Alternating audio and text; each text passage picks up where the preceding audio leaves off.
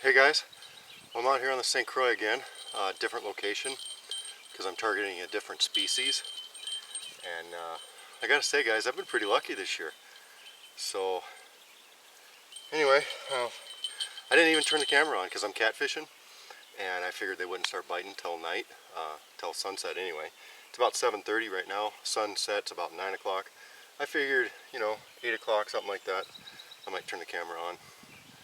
I've only been here about 15 minutes. And this little guy bit.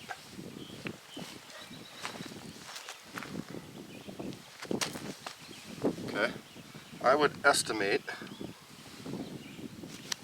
that guy to be 20 some odd inches, not quite 2 feet, 20 some odd inches. I'm not very good with how the weight is. It's at least a few pound fish anyway. So that'll be a nice eating catfish there. And I know that, and I understand guys that, you see a fish live on camera or something and you think, oh my gosh, I let him suffocate or whatever. Those bass guys, I beat the snot out of them with a pretty good sized club. And I mean, I didn't think you guys wanted to see them all like mushed up and stuff in the head. I actually did that to this one, so there you guys go. You can either see live ones or you can see dead ones. I guess it's up to you. It's a harsh reality of life. We eat these things, or I eat them for sure. If you catch and release, that's fine. That's up to you. I eat these fish. I try not to make them suffer, but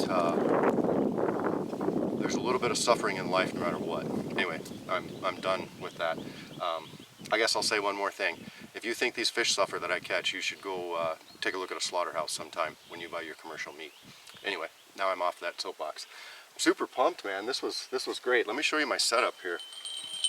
This is actually like a steelhead or salmon rod setup. It's just a Gander Mountain type rod. It's from Gander Mountain. I got 2 of them, and I bought them when I went salmon fishing in Wisconsin with one of my kid's friends and his dad. And all I do is just put a little bell up here on the end for nighttime. You hear the guy biting and stuff like that. I think I've got about 10-pound line on here, so I set the drag a little bit light. Nice size sinker, sliding sinker type setup, decent size hook.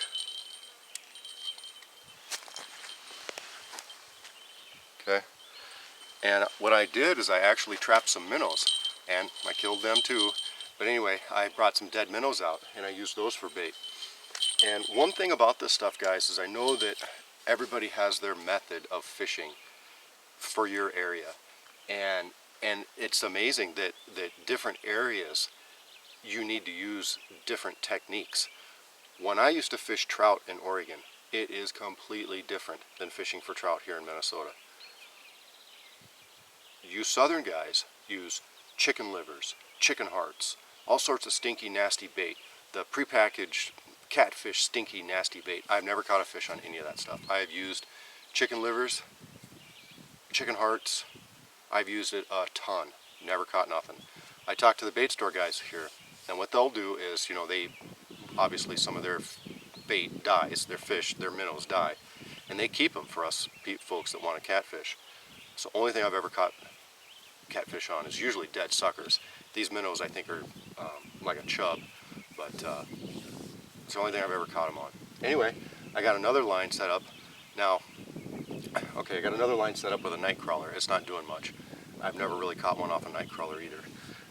In Minnesota here, that's Wisconsin right over there. So we share this waterway. So they try to make the regulations, the same.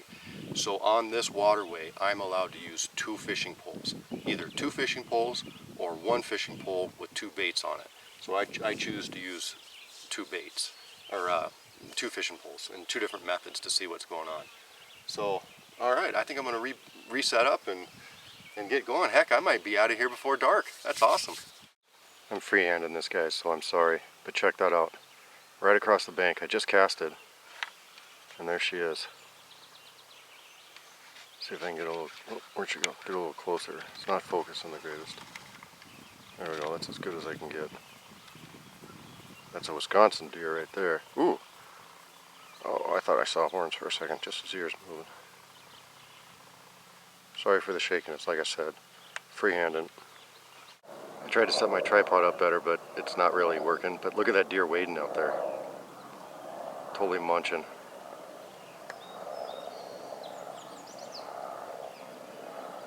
I was messing around, it was belly deep. Well look, there's a duck floating right by. Is that a duck or a stick? Ah, it's just a stick probably.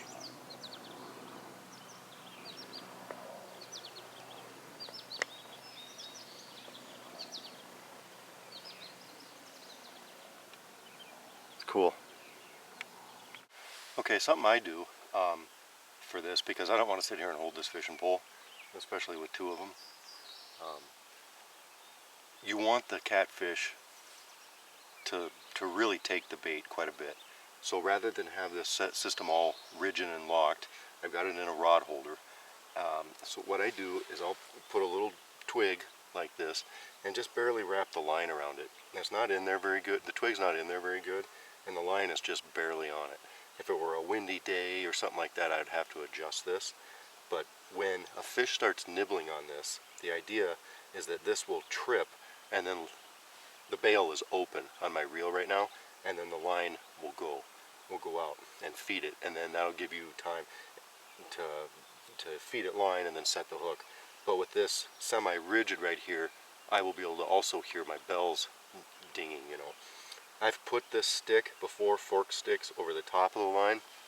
And the problem with that is you got stuff inside your line messing around with your reel, and you can, you know, get the stick wrapped around your line and have a potential to break, stuff like that. So basically you want to, you want a trigger mechanism. So I'll show you the other one. It's a little easier to see. See right there? You can't see the line, but that's where the line's tied off at, or not tied off, but wrapped around it a little bit. So if I get a decent bite, that stick will release that line. That one's in there a little bit better, but the line is on the edge of the stick a little bit, for an easier release.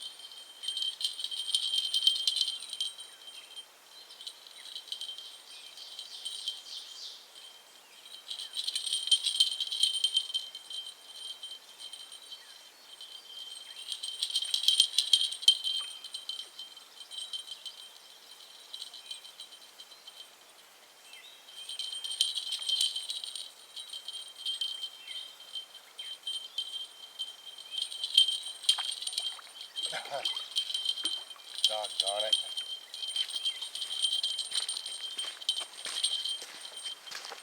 So, when you're catfishing, once in a while you catch one of these little suckers.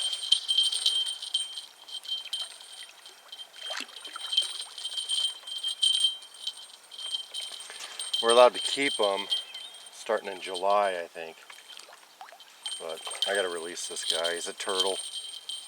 Doggone! My line got wrapped up. Holy mackerel! This thing was fighting hard for a second. I don't know what we got here. I wasn't even able to set the hook. Holy mackerel! Probably another stupid turtle. Wow.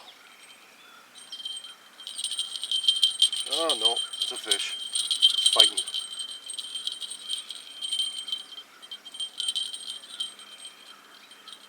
I was resetting up my other line. The only bummer with leaving your line with your bail open like that is sometimes it does get wrapped around stuff.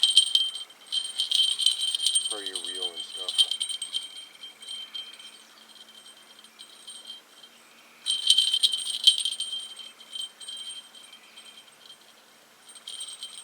Could be a sucker, who knows. Fighting decent though.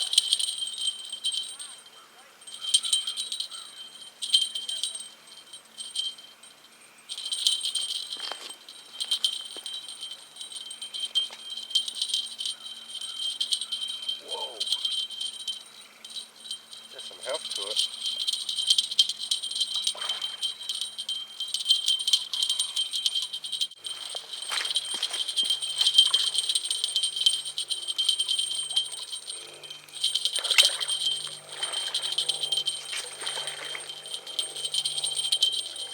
Oh, another cat. Right on. Right on. Hopefully I can land this bad boy. Tire him out a little bit more. Oh, about the same size as the other one. Fight's pretty good, man. Tired you out a little bit more, pal. Because, like a goofball, I don't have my net. Alright, buddy. Right on.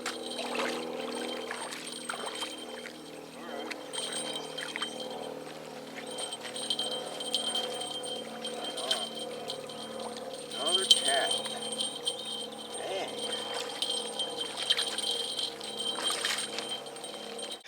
Yeah, I know he's still alive. But look at how barely I had him. Look at that. Look at that. Alright. Putting him out of his misery. Oh, that was fun. He is a bit bigger than the other one. Okay, you can totally tell. I'm just pumped. This thing's a decent sized flipping cat, man. Anyway, you can totally tell he's put out of his misery. But look at how barely I had him hooked. Just by the little tiny bit there. Wow. Alright guys, this is enough for me, man. I mean, darn, 2 nice cats tonight. It's not even 9 o'clock yet. Wow. Alright. I'm gonna pack her up. I'm stoked. I don't do a lot of catfishing. This is pretty good luck for me. Alright.